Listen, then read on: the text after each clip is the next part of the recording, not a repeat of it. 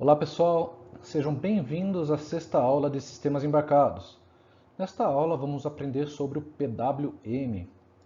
Vamos inicialmente conhecer o que é o PWM. Em seguida, vamos conhecer técnicas para gerar sinais PWM via hardware e via software. O que é o PWM? É a sigla de Pulse Width Modulation, ou modulação por largura de pulso, que é uma técnica utilizada para controlar a potência aplicada a uma carga ou a potência em uma saída. Como? Variamos o valor médio de uma forma de onda periódica. Efetivamente, ligamos e desligamos rapidamente a saída. Portanto, obtemos um sinal conhecido como um sinal PWM.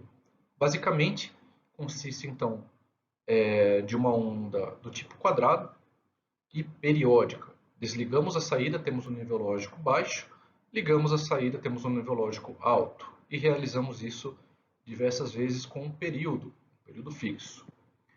E por que quadrado que está entre aspas?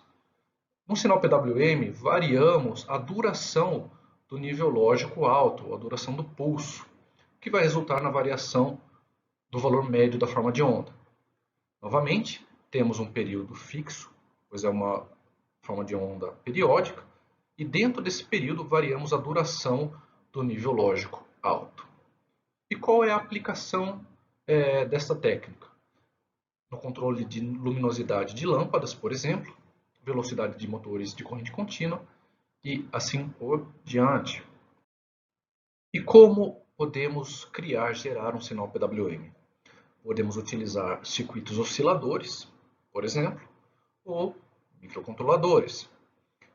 Além disso, cabe aqui a seguinte observação, que o período que é fixo do sinal, ou a frequência, ela vai variar de acordo com a aplicação que estamos considerando. Portanto, a frequência do sinal PWM para o controle da luminosidade de lâmpadas será diferente da frequência do PWM para o controle da velocidade de motores de corrente contínua. Então, esse parâmetro do período depende da aplicação do projeto. Temos aqui, então, um exemplo. Ele é um circuito composto por um interruptor, temos uma carga e temos aqui uma tensão aplicada sobre a carga, controlada pelo interruptor. Esta carga ela pode ser um LED, um motor de corrente contínua, lâmpada, buzzer, entre outros componentes. Então, na medida em que abrimos e fechamos este interruptor, temos aqui a forma de onda de tensão aplicada à carga.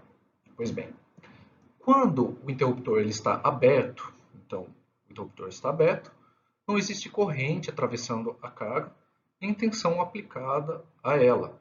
Portanto, a potência aplicada à carga é nula. Seria esta situação quando a chave está aberta. Eu estou apontando aqui. Quando o interruptor ele é fechado, então a tensão máxima da fonte é aplicada sobre a carga, então temos uma corrente atravessando a carga. Então, temos também a potência máxima aplicada, que são essas situações aqui, quando a chave está fechada, com os pulsos em nível lógico alto. Pois bem, temos duas situações aqui drásticas, uma com uma potência nula e uma com uma potência máxima. Então, como podemos fazer para obter uma potência intermediária aplicada à carga? Por exemplo, 50% desta potência máxima. Uma forma de realizarmos, então, de obtermos esse 50% do valor de potência máxima é, dentro de um período, deixarmos a chave aberta 50% do tempo e a chave fechada outros 50% do tempo, como mostrados aqui. Em vermelho temos a chave fechada, em azul temos a chave aberta. Então, em 50% do tempo, a carga ficará sujeita à tensão e corrente provenientes da fonte. Os outros 50%, a carga não estará submetida a tensão e corrente. Neste caso, temos que a potência média aplicada à carga é 50% da potência máxima. E, da mesma forma, a tensão média aplicada à carga é de 50% da tensão de entrada. Então, temos os seguintes parâmetros importantes de um sinal PWM, que é a largura de pulso do sinal, que é o tempo em que a chave está fechada ou que o sinal está em nível lógico alto. Temos o intervalo entre os pulsos, que é o tempo em que a chave está aberta, então está em nível lógico baixo. E temos o período do sinal PWM, que é a soma do tempo em que o sinal está em nível lógico baixo e em nível lógico alto. Então, esse período vai estabelecer uma frequência de controle. Agora, isso é importante. O período, essa soma desses tempos, ele é fixo, ele é constante. Para variarmos a potência média do sinal, não vamos mexer no período ou na frequência. Estamos configurando o tempo em que o sinal está em nível lógico alto. Estamos configurando a largura do pulso. Isso é muito importante. Um parâmetro bastante importante para um sinal PWM é o Duty Cycle, que nada mais é do que a proporção do tempo do pulso em relação ao período do sinal. Isso é a proporção de tempo no qual o sinal se mantém em nível lógico alto. Duty Cycle também é conhecido como ciclo ativo ou ciclo de trabalho da forma de onda, e nos dá uma relação direta da potência média desse sinal, como vamos ver a seguir. Temos então que a definição do Duty Cycle em porcentagem é igual a 100 vezes a largura do pulso dividido pelo período. A largura do pulso, novamente, é o tempo no qual o sinal se mantém em nível lógico alto dentro do período. Portanto, a potência ela varia na mesma proporção que essa largura de pulso, ou na mesma proporção do Duty Cycle. Temos aqui alguns exemplos. Notem, o sinal aqui ele tem uma proporção do tempo em que está em nível lógico alto e em nível lógico baixo. 100% é o período completo, então, para este caso, o sinal está em nível lógico alto em 95% do tempo, é o seu Duty Cycle. Então, a potência média desse sinal é 95% da potência máxima, igual ao Duty Cycle. Outro exemplo, novamente 100% é o período completo, o sinal se mantém em nível lógico alto em 20% do tempo e, portanto, a potência média desse sinal é 20% da potência máxima. E, por fim, nesse terceiro exemplo, novamente 100% é o período completo e o sinal se mantém em nível lógico alto em 5% do tempo. Portanto, a potência média do sinal é 5% da potência máxima possível. De um ponto de vista matemático, temos que a potência média na carga ela é calculada da seguinte forma. A potência média é igual a 1 sobre período, que multiplica essa integral aqui, no tempo de T1 até T2, da tensão Vt na carga multiplicado pela corrente IT, onde T1 é o tempo de início do pulso e T2 é o término do pulso. De forma similar, a tensão média na carga ela é dada a seguir. Vmed é igual a 1 sobre o período, que multiplica essa integral no tempo, de T1 até T2, da tensão na carga. Pois bem, essa expressão ela se simplifica para essa daqui no nosso caso. Temos que a tensão dentro do tempo do pulso ela é constante, igual à tensão máxima, Vmax. Então, ela vai sair da integral. Então, temos aqui a integral de T1 até T2 dt. Realizando rapidamente esse cálculo, temos que essa integral é igual a T2 menos T1, que é justamente a duração do tempo do pulso. Então, temos Vmax, que multiplica a duração dividido pelo período. Substituindo, então, pela nossa equação do Duty Cycle, obtemos justamente e diretamente essa outra expressão simplificada. Vamos então ver um exemplo sobre um sinal PWM. Vamos calcular o Duty Cycle e a tensão média aplicada em uma carga, considerando uma tensão máxima de 12 volts e uma frequência de 20 kHz, com largura de pulso de 40 microsegundos. Temos a seguinte solução.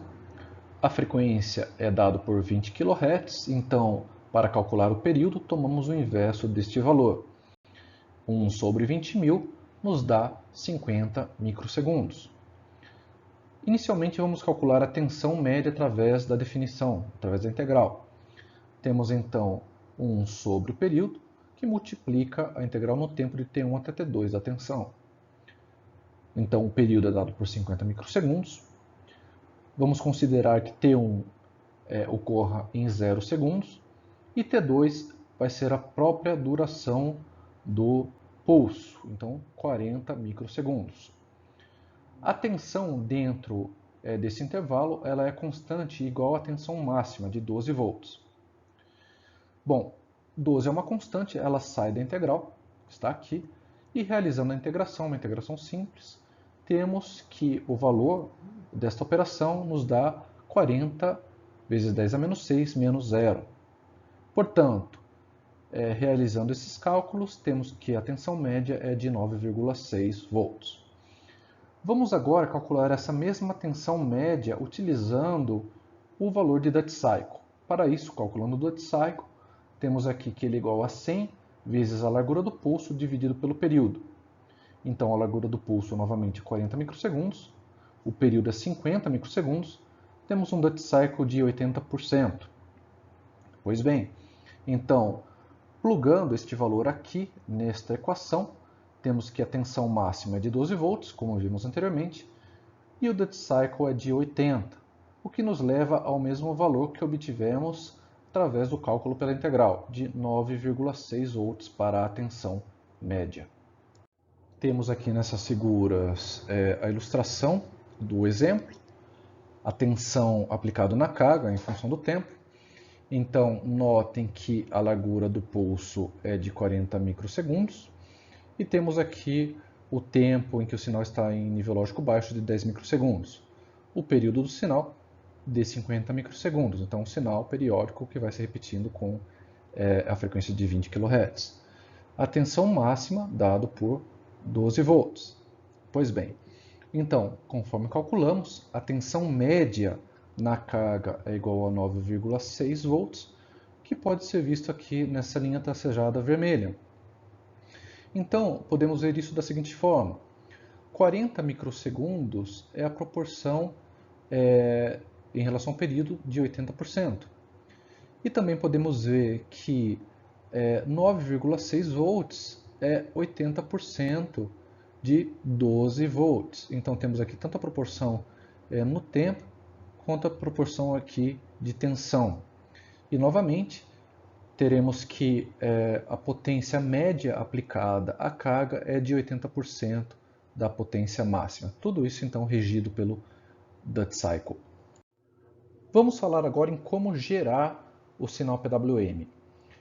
Quando utilizamos microcontroladores, essa tarefa é usualmente simplificada, pois a maioria já possui pinos e instruções específicas para gerar o sinal. Porém, existem outras opções, por exemplo, o uso de circuitos osciladores como o LM555 ou simplesmente 555. Temos aqui um exemplo de aplicação no qual esse componente é utilizado para controlar a velocidade deste motor aqui de corrente contínua. Qual que é a ideia? No pino 3 do LM555 geramos o nosso sinal PWM. Esse sinal ele é aplicado no gate de um MOSFET do tipo N. Então esse MOSFET ele aqui vai atuar como uma chave. Quando o sinal PWM está no nível lógico alto, quando temos um pulso, então esse MOSFET ele é acionado, ele vai atuar como uma chave fechada e, portanto, a corrente vai fluir através do nosso motor. Quando o sinal PWM está em nível lógico baixo, esse MOSFET atuará como uma chave aberta e, portanto, não existirá corrente atravessando o motor. O MOSFET ele permite que esse chaveamento seja realizado em alta frequência.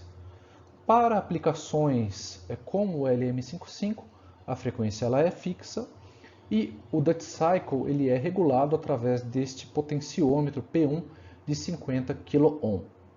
Pois bem, temos aqui diversos componentes, por exemplo, diodos e capacitores. Temos aqui um diodo Schottky que atua como proteção para o MOSFET, que está chaveando em altas frequências. Então temos aqui picos elevados de tensão corrente. E, além disso, esse MOSFET ele chaveia de forma bastante eficiente em alta frequência. Então, temos aqui um circuito adequado, uma aplicação bastante eficiente para o controle da velocidade no motor de corrente contínua. Usualmente, circuitos utilizados para acionamento de carga através de PWM são divididos em duas partes. Na primeira, existe um circuito que vai gerar o sinal PWM, por exemplo, um circuito oscilador, microcontroladores e assim por diante. Agora, se a carga ela necessita de uma alta potência para funcionar ou drena muita corrente, esse tipo de circuito aqui não é capaz de acionar a carga. Então é necessário um circuito de potência, que vão utilizar normalmente transistores, como vamos ver a seguir. Temos aqui então o nosso exemplo de circuito de potência, em que o transistor ele vai atuar como uma interface entre o sinal PWM, que não é capaz de prover a corrente necessária para a carga, e a própria carga. Portanto, a ideia é bastante similar ao exemplo anterior. A entrada do circuito de potência é o sinal PWM, que é aplicado aqui a um transistor bipolar NPN, a base do transistor. Então, quando o PWM, o sinal está em nível lógico alto, esse transistor ele vai estar atuando como uma chave fechada, de forma a permitir passagem de corrente através da carga. Quando o sinal PWM está em nível lógico baixo, esta chave, esse transistor atuará como uma chave aberta e, portanto, nenhuma corrente vai ser drenada pela carga. E, novamente, temos usualmente componentes de proteção para os componentes do circuito. Notem que esse transistor ele deve ser capaz de drenar, de suportar a corrente nominal que atravessa a carga. Então, são transistores, por exemplo, de potência. Essa carga pode ser um motor, uma lâmpada, um LED e assim por diante. Um outro ponto importante que deve ser mencionado em relação ao projeto desse circuito de potência é que o transistor deve suportar a corrente nominal, como também a frequência necessária do PWM chavear em uma frequência alta o suficiente para que a carga seja acionada adequadamente.